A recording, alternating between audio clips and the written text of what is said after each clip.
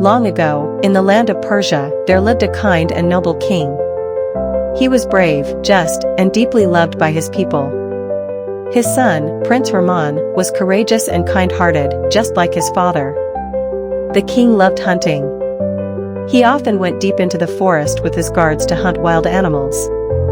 One hot summer day, he felt the urge to hunt again. He ordered his men to prepare, and soon he set off toward the forest with his caravan. The entire day was spent hunting. The king successfully hunted several deer and even lions. As evening approached, the caravan began the journey back. Suddenly, the king spotted a beautiful deer.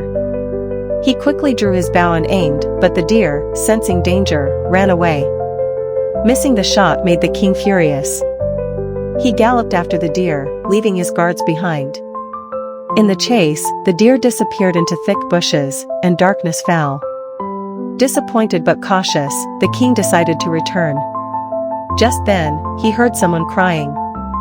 He was surprised. How could a woman's voice be heard in this wild, dark forest? At first, fear crept into his heart, perhaps it was a ghost or a witch. But the king gathered courage and followed the sound. Near a cluster of trees, he saw an old well. Sitting on its edge was a breathtakingly beautiful woman. Her skin was pale like milk, her hair golden, but her clothes were torn and dirty. The king gently asked, "Who are you, dear lady? And why are you crying in this lonely forest? I am the king of this land. Tell me who has wronged you." The woman wiped her tears and said, "My name is n2h. I come from a neighboring kingdom. My father passed away, and my uncle stole all my wealth. He left me here in the forest to die." The king was moved by her words. Since his first queen had died many years ago, he decided to marry n2h and bring her to the palace. He called his men, and they returned to the capital together. The next day, a grand wedding was held. Celebrations spread throughout the kingdom. Prince Rahman was also very happy. A few months passed, and the king's health began to deteriorate. Great physicians were summoned, medicines were given, but nothing helped. He grew weaker every day. His face turned pale, and dark circles appeared under his eyes. Prince Rahman grew deeply worried. Despite calling doctors from faraway lands, no one could identify the illness. At last, the prince visited a famous astrologer who lived in a cave atop a mountain. The astrologer calculated the stars and said, "O prince, the cause of your father's illness is the queen herself." The prince was shocked. "What do you mean?" The astrologer continued, "The queen is not human. She is a venomous serpent in disguise. When a black cobra lives hidden from human sight for 500 years, it gains the power to take human form. She is such a serpent, and every day she gives the king small doses of poison so he dies slowly." The prince asked in disbelief, "But why would she do that?" The astrologer replied, 10 years ago, your father killed a black cobra in the forest. That serpent was her brother. Now she has come for revenge." Prince Rahman said, "I will go right now and kill her."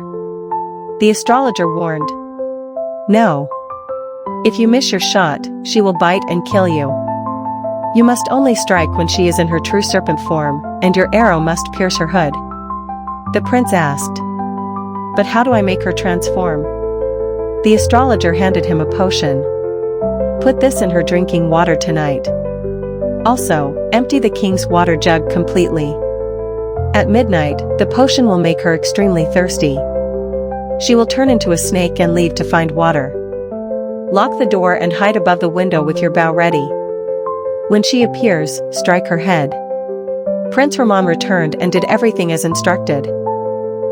He added the potion to the queen's water, emptied the king's jug, locked the door, and hid above the window with his bow.